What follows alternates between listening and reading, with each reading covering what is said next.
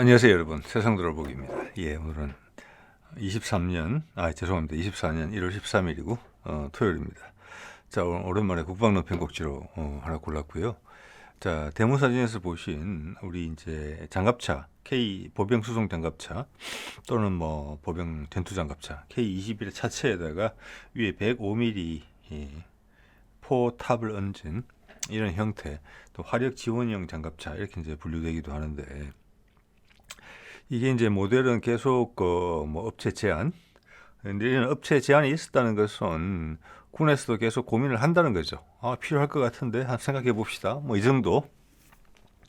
그런데 이제 단기간에는 그것이 채택될 분위기가 없어요, 보니까. 그래서 이것이 보면 왜 군이 고민을 하고 있었나, 이런 부분에 대한 생각을 우리가 해볼 수 있어요. 예, 그 점에 대한 생각을 좀 말씀드려 보려고 해요. 자, 이게 이제 처음 나온 거는 저 뒤에 하나라고 적혀 있지만 위에 거는 보면은 105mm 포가 달린 K21 장갑차에 두산 시절부터 했던 거예요. 지금 이제 하나가 됐죠. 그때 뭐 벨기에제, 코크릴 경량 포탑, 뭘 적용하는 그런 형태로 했는데, 그때도 군에서 생각해보자, 관심이 있을 수 있다, 이렇게 되면 계속 지속이 됐겠죠. 자, 그 조 밑에 것은 뭐냐, 작년 DX 코리아 때 제가 찍은 사진이고, 죄송합니다, 재작년 DX 코리아 때 제가 찍은 사진이고, 작년 아덱스에서 있었어요, 이 모델이. 좀 신형으로 바뀐 거죠, 그 사이에. 그러니까 수년간 이게 이제 한 4, 5년? 5, 6년 이상, 보자. 예, 5, 6년 이상 등장했던 거예요. 그런데 이제 이게 단기적으로는 우리 군에서 관심이 없겠다라고 생각되는 이유는, 제가 아래쪽에 보이는 작년 아덱스에 나온 이 모델에 대해서 하나 쪽 관계자가 인터뷰하는 내용을 봤거든요. 외국 군사 전문 언론이랑. 뭐냐, 이거는 이제 수출용 모델이다. 내수용이 아니고. 예. 자, 이 말은 우리 군에서는 단기적으로 관심이 없다, 이런 거죠. 이 스토리가 뭐냐, 무슨 이 스토리가 말해주는 게 뭐냐, 이 궁금하잖아요. 그래서 제가 이제 조금 하루 동안 찾아본 건 아니고 쭉 생각은 해왔는데, 머릿속 염두에 두다가 관련된 사실이 나올 때마다 점검 뭐 이런 건데, 이제 어느 정도 판단이 들었기 때문에 이제 말씀을 드릴 수 있을 것 같아요. 자, 이런 유형의 차체가 어중간하잖아요, 보면. 장갑차도 아니고 탱커도 아니고. 근데 거꾸로 이야기하면 장갑차의 경량성에, 기동성에, 주력 전차의 화력을 갖췄다, 이렇게 볼 수도 있는데, 어떻게 보면 두 개 다 어중간한 거예요. 이것도 아니고 저것도 아니에요. 자, 그것은 우리 군이 어떤 여건에서 작전을 하느냐, 그리고 우리의 작전 범위가 어떻게 되느냐, 향후 미래에, 이거하고 상관이 있는 거예요. 네. 즉, 이 말은 이것의 채택 여부를 잘 살펴보면은 우리 군이 생각하는 전장의 범위에 대해서 가늠을 할 수 있어요. 뭐에 대해서 대비하고 있느냐, 이거죠. 뭘 염두에 두고 있느냐. 우리가 군사력을 출동시킬, 활용할 수 있는 범위가 어디냐, 한반도냐, 아니면 그 바깥도 포함되느냐, 이거하고 상관이 있습니다. 예. 자, 이런 류의 제가 파악하기로는 이런 류의 차량이 처음 등장한 게 2차 세계대전 때인 것 같아요. 독일군이 이걸 사용을 했고, 이런 식의 습격 보전차라고 우리한테 알려져 있죠. 독일말 그대로 번역하면은 탱커 헌터예요. 이거를 이제 다른 식으로 해석을 해보면은 이게 이제 어느 효과가 있단 말이에요. 요거는 초기형 모델인 것 같아요. 장갑이 그렇게 두껍지 않은 거. 자, 여러분 이걸 보실 때 잘 한번 보세요. 포탑이 몸통이 이렇게 경사졌잖아요. 그리고 밑에 궤도가 달렸는데, 궤도를 빼보세요, 머릿속으로. 자, 궤도를 빼보시고 그 자리에 보통 견인포에 달리는 큰 바퀴를 달아보세요. 그리고 위에 좌우로 몸통에 있는 철갑판을 떼낸다고 생각해보세요. 세보세요. 차체 위를 덮고 있는 장갑판도 뺀다고 생각해보세요. 이거는 그냥 대전차 포예요, 그러되면.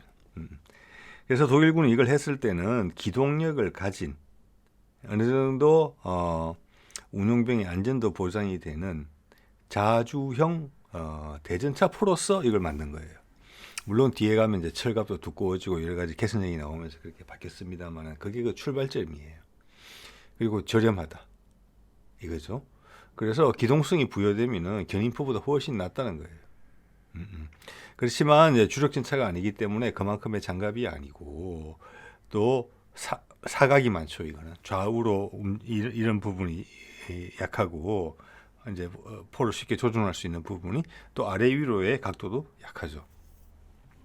그래서 이거는 탱크만큼 다재다능하지는 못하고 대신 방어전, 매복전 이런 것에 상당히 유용했다. 예, 그래서 대전차 포에다가 궤도를 달아서 기동력을 향상시킨 버전이다. 작전의 운용성이 높아졌다. 대신 돈은 주력 전차만큼 드릴 수 없다. 이게 출발점이에요. 이제 여기가 첫 번째 그거고 이제 진행이 되어 오면서 조금씩 컨셉이 바뀌죠. 전쟁 환경이 바뀌고 내가 전쟁을 상정하고 있는 지역의 지형하고도 상관이 있고 자, 요걸 쭉 살펴보면은 우리가 왜 K21 105mm 포탑을 채택 안 했는지 그 결론이 이럴 수 있어요. 자, 먼저 아마 조금 빨리 나온 그 중에 좀 빠른 것 중에 현대 전장에서 이걸 이태로 꼽자면은 이태리의 켄타우로 이거예요. 자, 초기에 105mm 포를 달았고 이건 차륜형이에요. 차륜형에다가 105mm 저하포예요.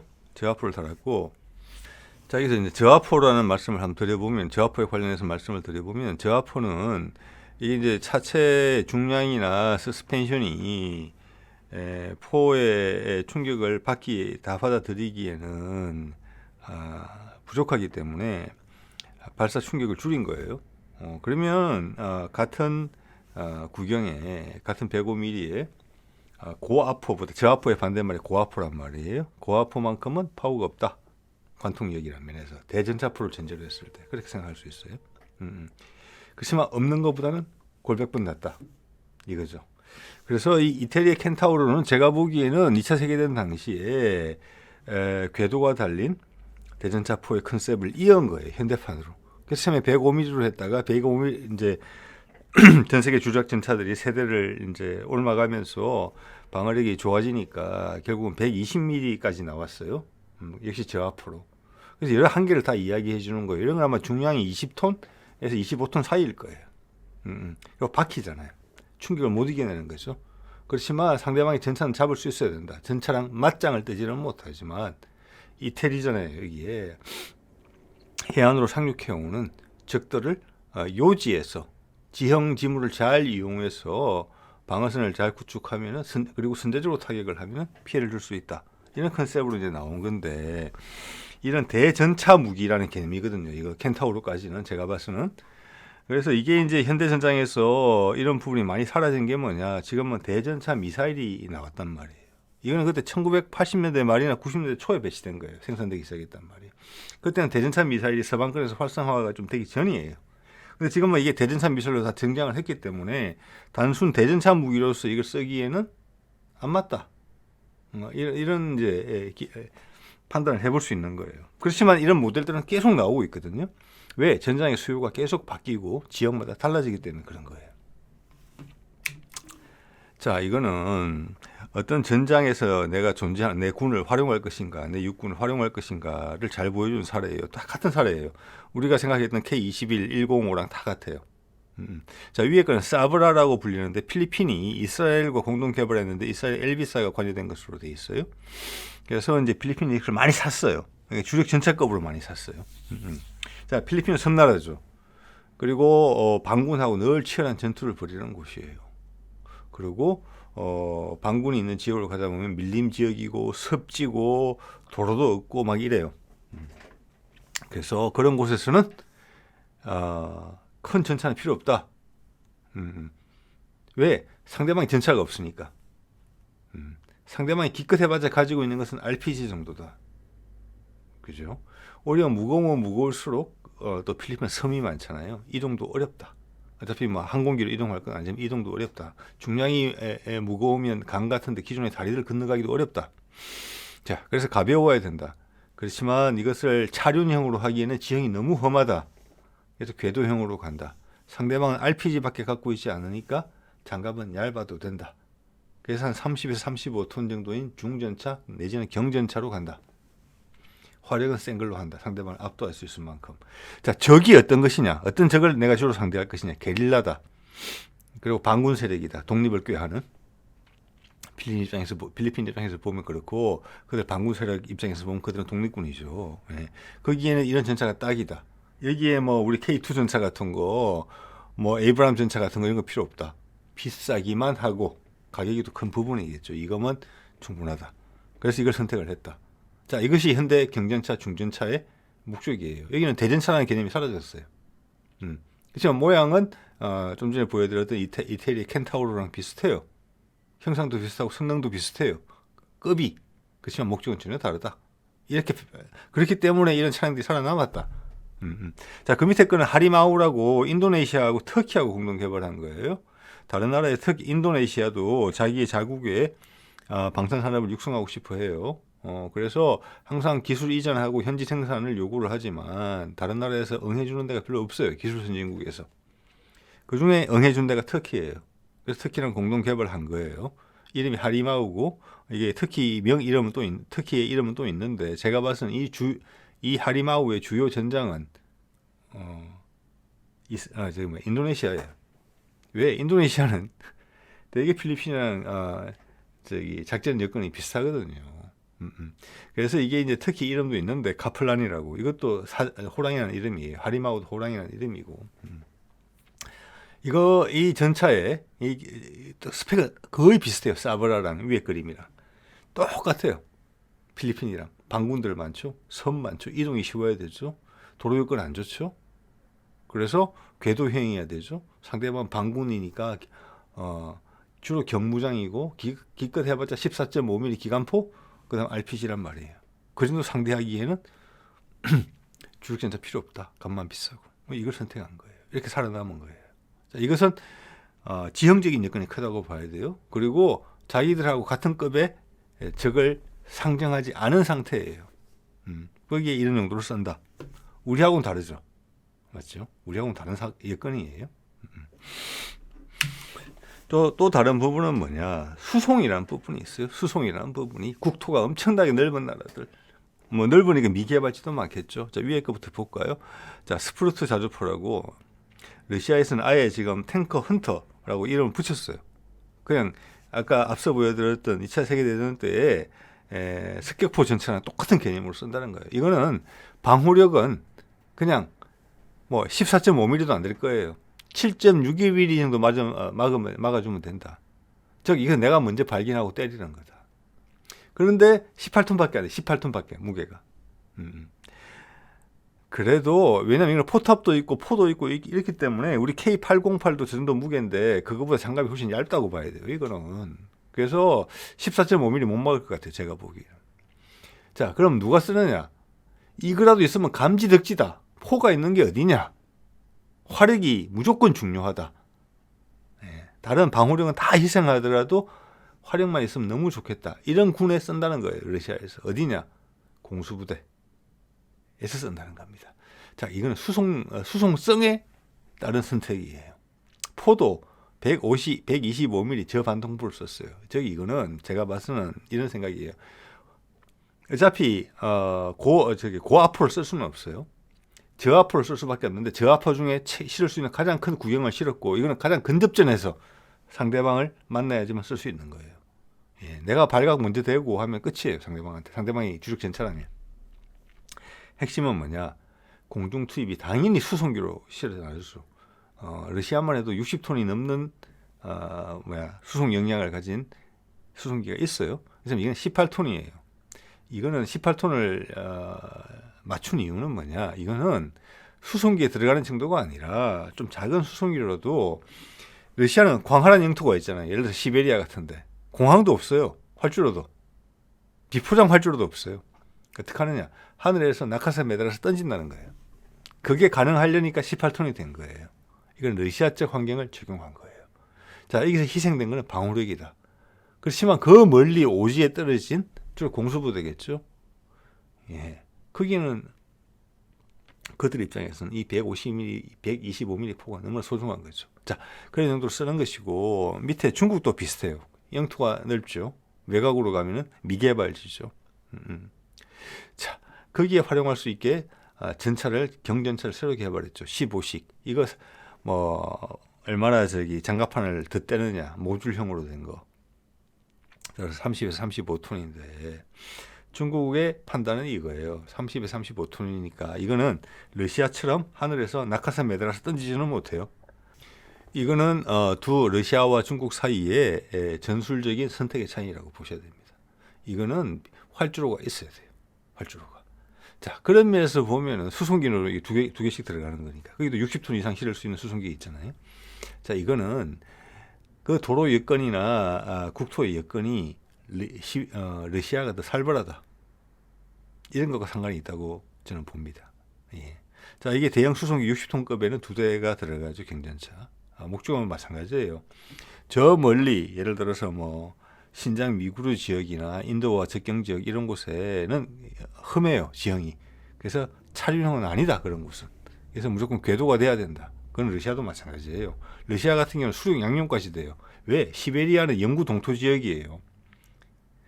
그냥 겨울에는 다 얼어 있고 여름에는 전부 다 습지예요. 왜? 밑에 얼음층이 있어가지고 물이 밑으로 빠지지 않아요. 그래서 웬만하면 물이 녹아내리면 그냥 호수가 되는 거예요. 중국은 그 정도는 아니거든요. 예. 자, 제가 무슨 말씀하시는지 어느 정도 짐작을 하셨을 것이라고 보고요. 예. 자, 이런 차이가 있다. 그래서 국경선이 너무 넓기 때문에 그 국경선 모두에다가 전력을 골고루 분포할 수가 없기 때문에 중앙에 가지고 있다가 문제가 발생하는 지역에 빨리 쏘아보낸다.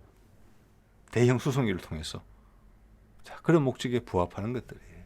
네. 우리하고 여건이 다르죠. 한반도 전장하고. 우리 한반도 전장은 엄청나게 밀도가 높고 교통 여건이 아주 좋아요. 네. 그런 다른 점이 또 있어요. 그러면 우리는 왜 이런 걸 원했을까? 이런 생각을 이제 궁금증을 이제 가져보기 시작해야 되겠죠. 자, 또 비슷한 게 뭐냐? 일본에 가면 16식 기동 전투차라고 이걸 제 대량으로 생산하고 있는 것 같아요. 기존에 뭐랄까 주력 전차를 대체하면서. 자, 일단 이런 차들은 주력 전차에 비해서 값이 훨씬 저렴해요. 양을 많이 할 수 있어요. 양을 많이 할 수 있고. 일본이 이제 우리말로 하자면 이제 차륜 장갑차에다가 포탑 다른 건데 이거 고압포예요. 기동하면서도 사격할 수 있게 그렇게 이제 어떻게 보면 고급 기술이 많이 들어갔고 상대적으로 값비싸다고 봅니다.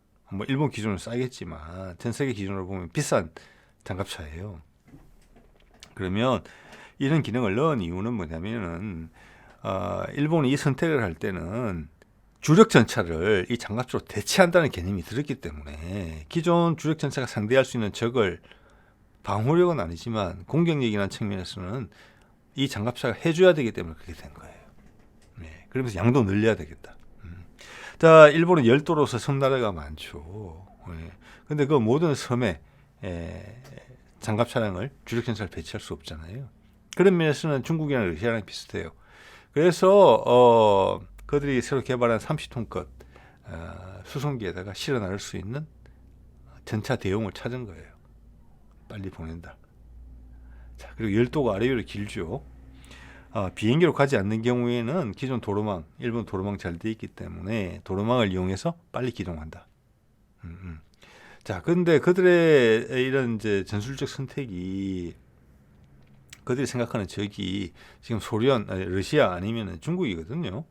그들과 진짜 맞짱을 떴을 때 후회하는 부분이 과연 없을까? 상대방은 주력 전차라고 봤을 때, 자, 이런 부분들은 이제 예지가 좀 있어요. 생각의 예지가. 예.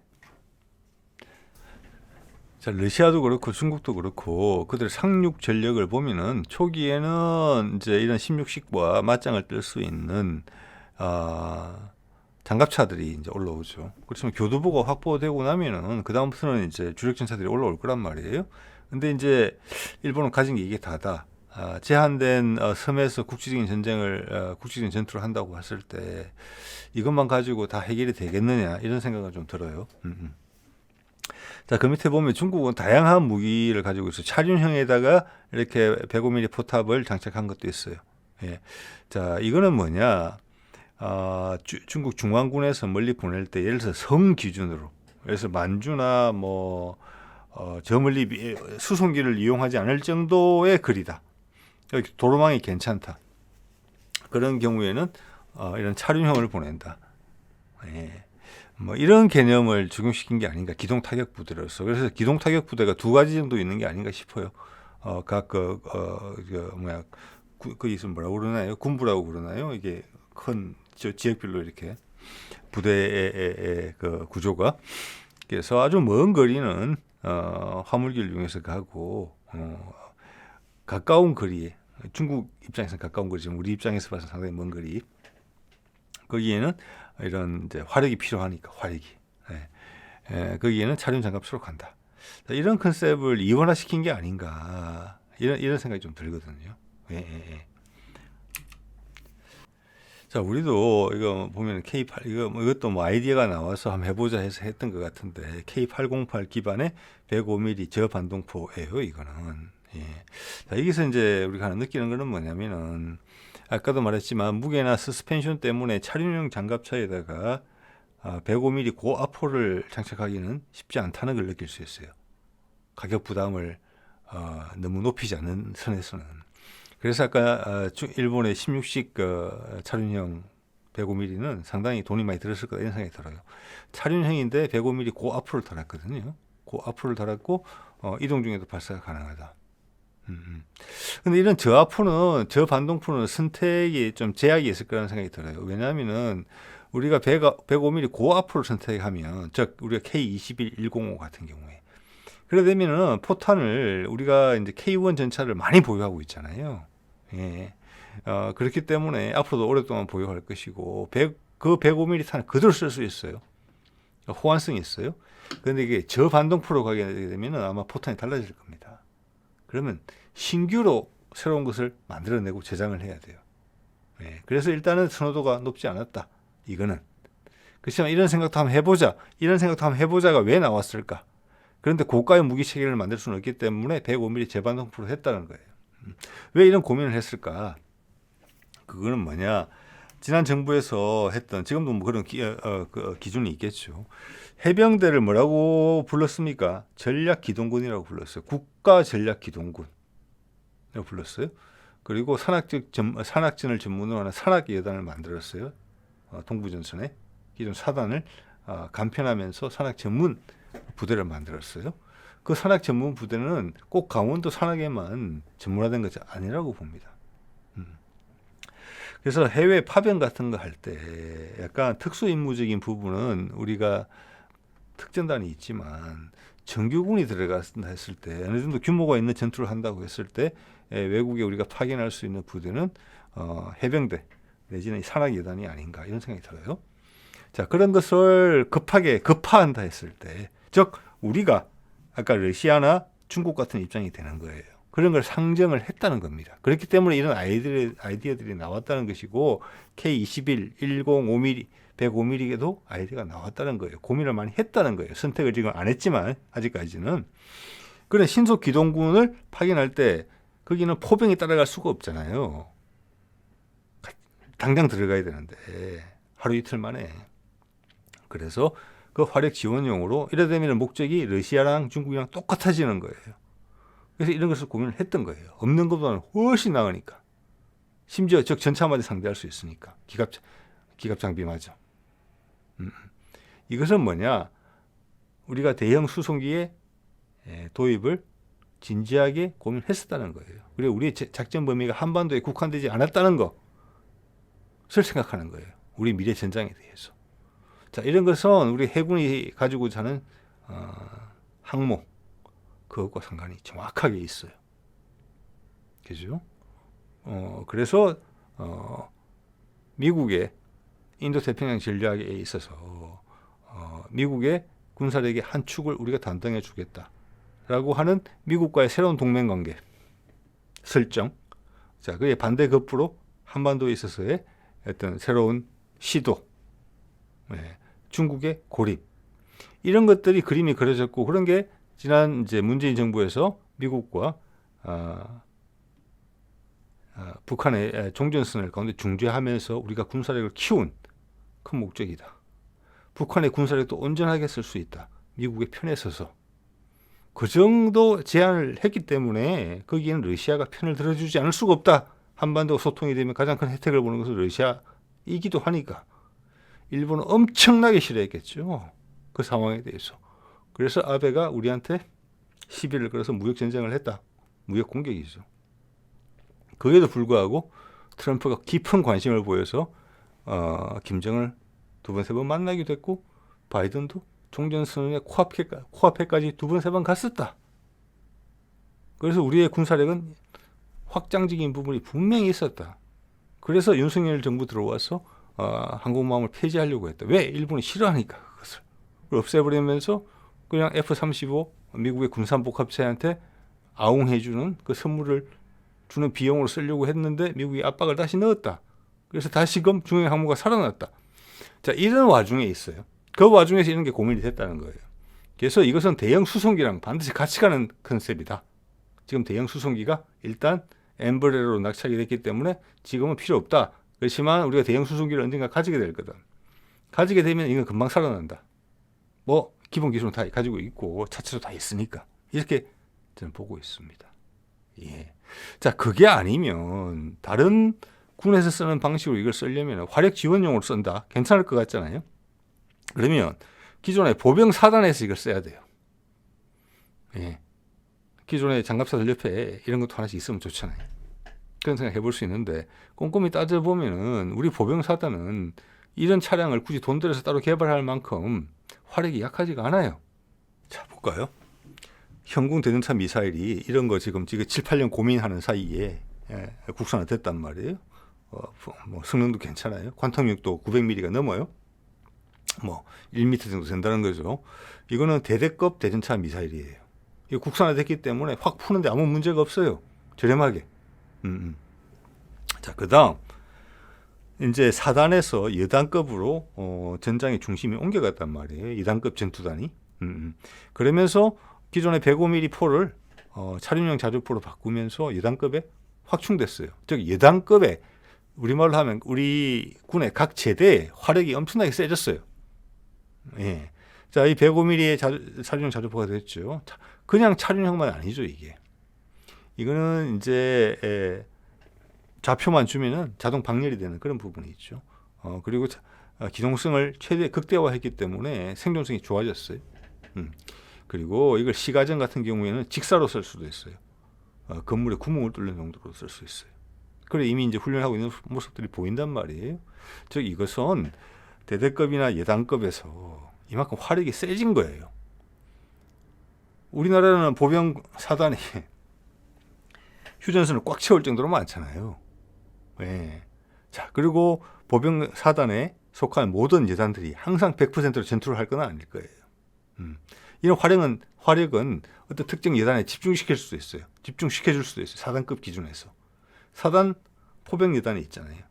거기는 K9이 있잖아요. 천무도 있고 거기다가 군단급 포병도 있죠. 군단급에는 포병 예단이 여러 개 있어요.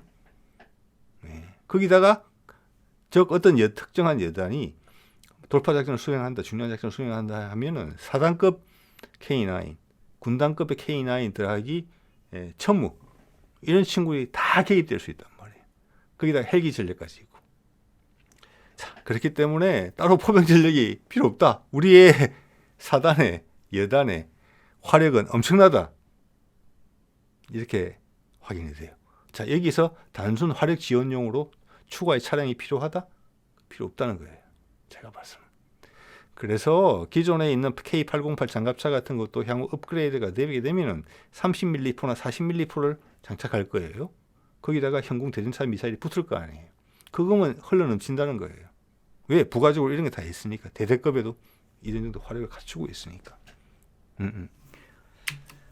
자, 그리고 이제는 중대급으로 내려가면은 지금 이걸 국산화시키기 위해서 지금 경쟁을 하고 있는 분위기죠. 한화과 오랫동안 정성을 기울여온 한화하고 신규 멤버인 풍산이 대전차 로켓에 지금 보시는 거 이거. 자, 지금 이제 한화가 하고 있는 건 1회용이고 풍산이 하고 있는 것은 다회용이에요. 예, 포탄을 갖고 다니면서 포탄만 갈아 끼우면 되는 건데 어디가 될지는 모르겠어요. 그렇지만 지금 이제 군에서 요구하는 관통력 기준으로 보면은 700mm가 넘는 것 같아요. 이거 엄청난 화력이에요. 이거 하나만 가지고도 뭐 우리 주변국의 전차들 전면이 되는 것도 대부분이고 전면이 안 되는 애들은 측면 정도만 공격하면은 해결될 수 있는 수준이에요. 중대급 화력이 즉 1km 이하에서 중대 작전 범위 내에서 1km 이하 정도 되는 것 같아요. 자, 중대급 이하라면 소대도 있고 뭐 분대도 다 들어가는 거잖아요. 분대에서 몇 개씩 들고 다닌다는 거예요. 이거를 RPG처럼. 그게 우리의 목표예요. 자, 1km 이하의 교전 거리에서는 이걸로 상대방 기갑 세력을 다 제압할 수 있어요.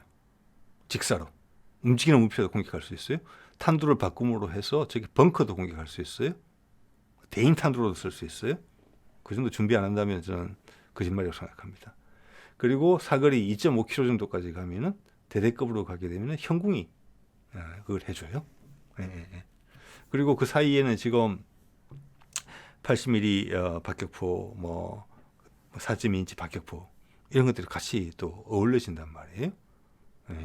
그리고 이제 보병들이 전부 다 기동화될 것이기 때문에 장갑차에 탑재되는 기관포들 30mm, 40mm가 지원이 될 거예요. 최소한 14.5mm는 지원을 해주는 거죠. 엄청나게 막강해지는 거예요. 덧붙여 말씀드린 기동력. 저 기동력이 좋아진다는 것은 병력의 집 분산이 빨라지기 때문에 사실 과거 기준으로 생각하면 나의 병력이 늘어나는 거랑 마찬가지예요.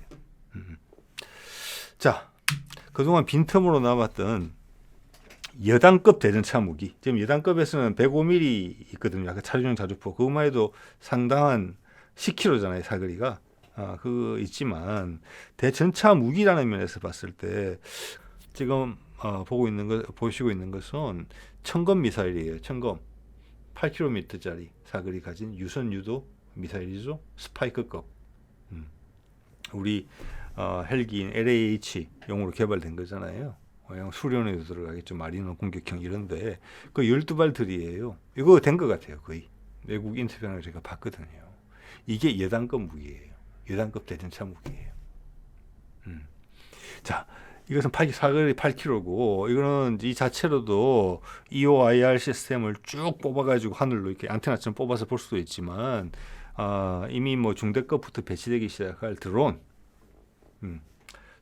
엄청난 드론이 떠다니겠죠. 향후 정장에서는 거기에서 코드를 그걸 받겠죠.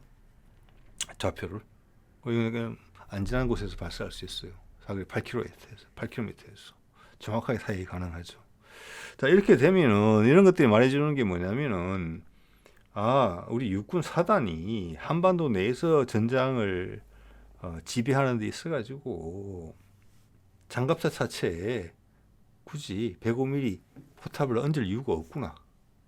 대전차 용도로도 그렇고 또 워낙 그 병력의 밀도가 높고 주변국들 북한, 뭐 일본, 중국 이런 곳에 전투 수준이 높기 때문에 상대방의 반격이 약해서 우리 뭐 이 정도 방어력이면 충분해 이런 수준도 아니다 이것은. 그래서 필리핀이나 인도네시아 같은 컨셉도 아니다. 그리고 현재로서는 우리가 대형 수송기를 단기간에 확보할 계획이 없기 때문에 무게 제한도 없다. 지상전만을 전제로 한다고 하면은 그리고 가까운 곳에 중국이나 일본 같은 경우 곳에 해상 수송로를 통해서 함정을 통해서 싣고 간다 하면은 기존 것으로만 해도 충분하다. 흘려 넘친다.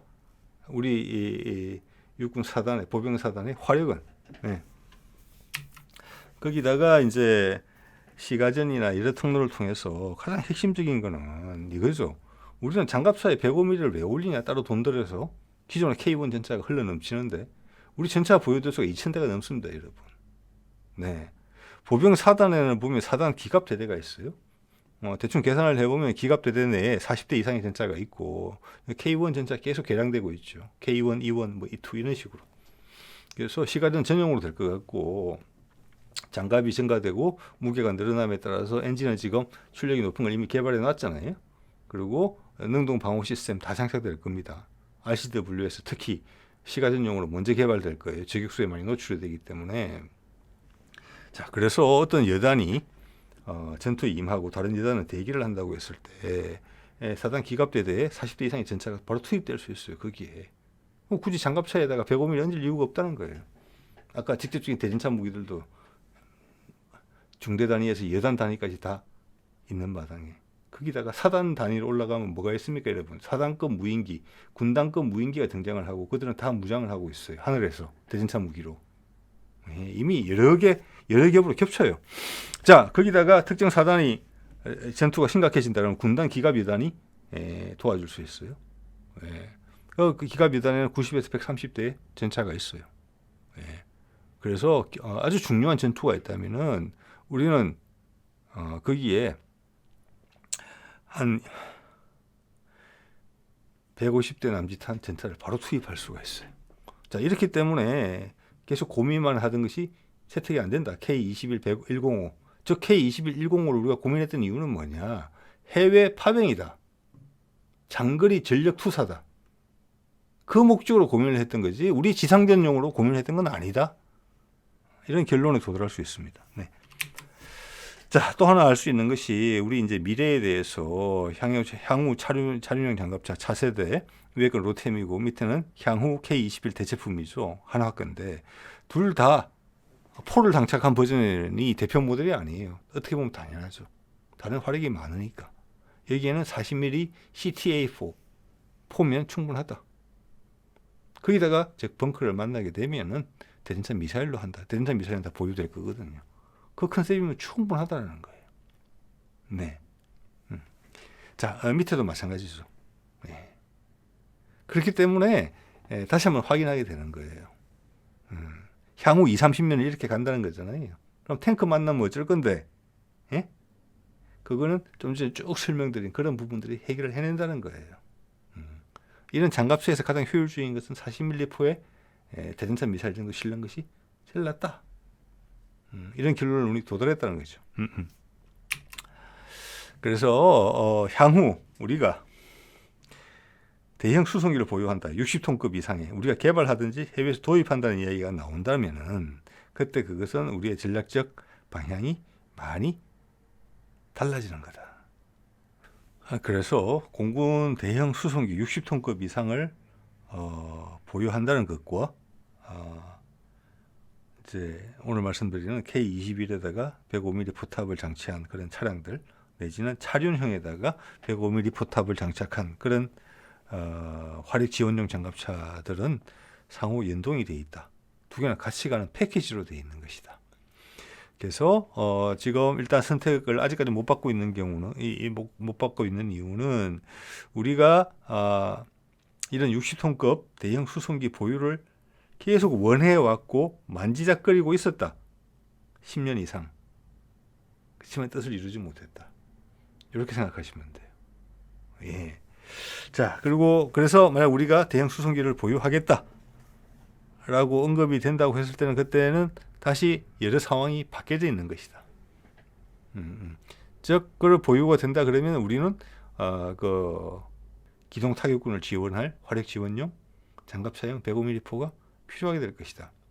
자, 이 정도 되면은 그러면 이런 생각을 해볼 수 있는 거죠. 자, 우리가 미국과 그런 암묵적인 합의 끝에 우리의 군사력 확장, 해외 파병 적극적으로 할 때 그때 생각했던 지역이 어디였을까? 그러면 항공모함까지 같이 그런 거를 생각해보는 재미가 또 있겠죠. 미국이 원하는 지역이 있었을 거예요. 예를 들어서 대만. 우리가 생각하는 지역이 또 있었을 거예요. 그중에 겹치는 부분도 있었을 거고. 한반도 내에서 북한의 특정 지역을 가는데 60톤급 이런 거 필요 없겠죠. 비용도 효과비가 너무 적을 것 같으니까. 그래서 그것도 재밌는 거예요. 자, 이걸 쭉 여기까지 보신 분들은 우리가 진작에 고민을 했겠구나. 해외 파병을. 그 지역이 어디였을까? 미국과 서로 이해관계를 맞춘다 했을 때. 미국의 이해관계, 우리의 이해관계. 교차점이 있을 것이고 교차점이 아닌 지역들이 있었을 거라고 봅니다. 자, 오늘 이 정도 말씀드리겠습니다. 네.